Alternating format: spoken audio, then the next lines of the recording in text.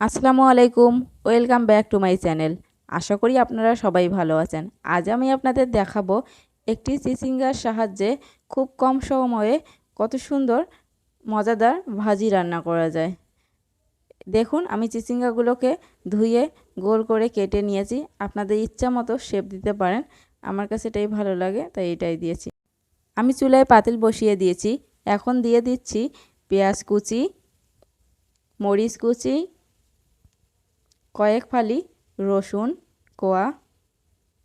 এগুলোকে একটু ভেজে নিব যাতে এগুলোর গা থেকে পানিগুলো শুকিয়ে যায়, যাতে করে তেল দিলে ছিটকে ছিটকে গায়ে না পড়ে। এখন আমি তেল দিয়ে দিচ্ছি। আপনারা আপনাদের তরকারির উপর ডিপেন্ড করে পরিমাণ মতো তেল দিয়ে নেবেন।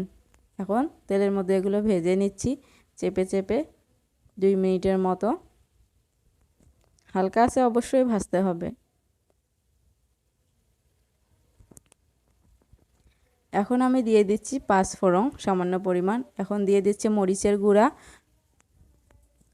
দিয়ে দিচ্ছি হলুদের গুঁড়ো এবং দিচ্ছি লবণ।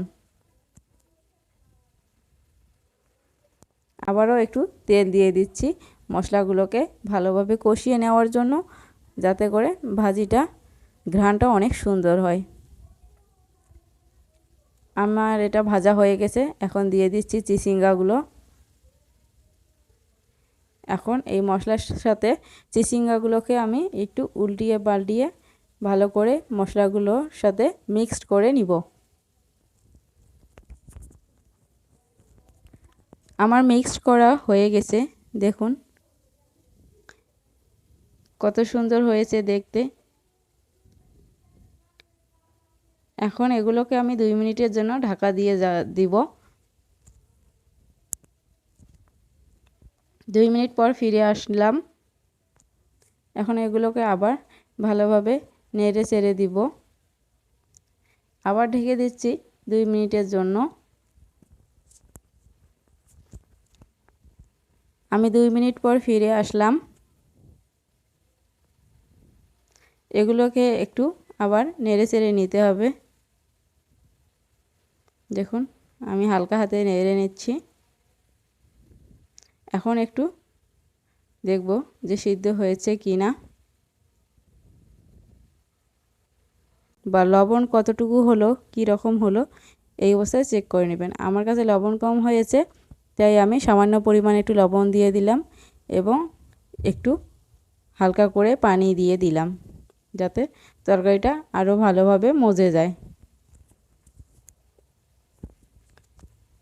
এখন পানির সাথে এগুলো ভালোভাবে একটু নেড়ে চেড়ে আমি ঢেকে দিব। এখন ঢেকে দিচ্ছি আবারও 2 মিনিটের জন্য। ফিরে আসলাম 2 মিনিট পর।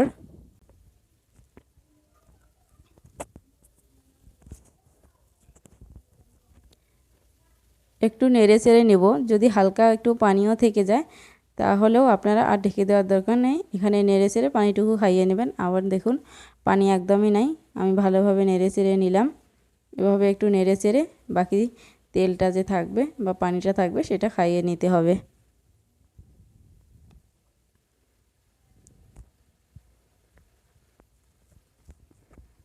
আমার এগুলো হয়ে গেছে। এখন আমি নামিয়ে নেব।